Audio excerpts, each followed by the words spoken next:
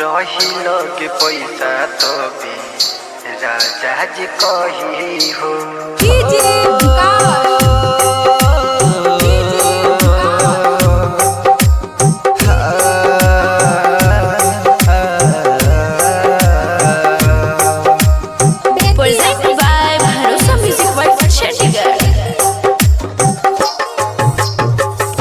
माही जैसन बात कबो मेहरी न सही हो। माही जैसन बात कबो मेहरी न सही हो।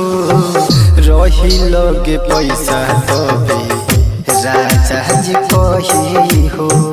रही लगे पैसा तबे राजा जी कही हो।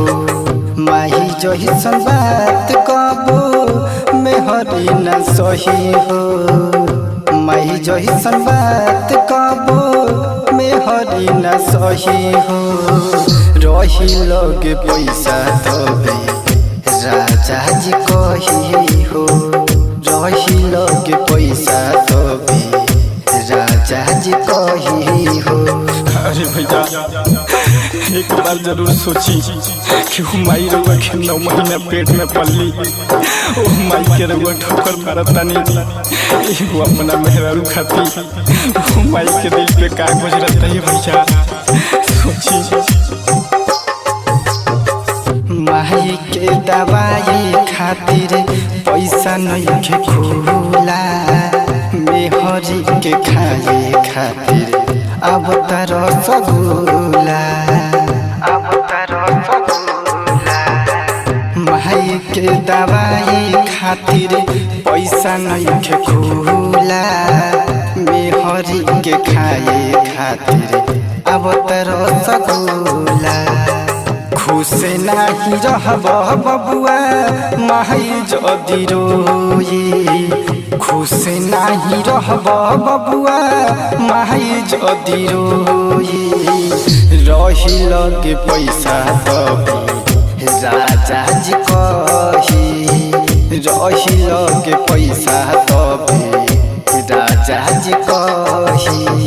अरे भैया आज माई रउआ से एगो दवा के पैसा मांगत रही वाला के नहीं खे। आज राउर मेहरारू कहते हो कि राजा जी हमरा शॉपिंग करे के बाद रउआ लेके चल जाए में भैया। एक बार तो माई के बारे में सोची जो मैं रउआ के जन्म दिले बाड़ी। ओही से जे रहब बबुआ मेहरी में महगन। लिखेल साचे राइटर चाचा शर्मा ददन। चाचा शर्मा ददन। ओही से जे रहब बबुआ मेहरी में महगन। लिखेल साचे राइटर शर्मा चाचा ददन। बिकी परमत एको बात नहीं सही।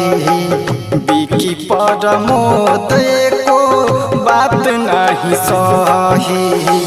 रही लगे पैसा तबे राजा जी कही।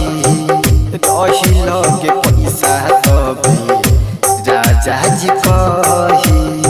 आई भैया हम प्रमोद परदेसी रउआ से हाथ जोड़ के यह विनती बा कि जौन माई रउआ के जन्म दिले बड़ी ओ माई के प्यार के कब्बो ना ठुकराइए भैया। दुनिया में सब कुछ मिल सकता पर ये दुनिया में माई नहीं मिल सकती भैया।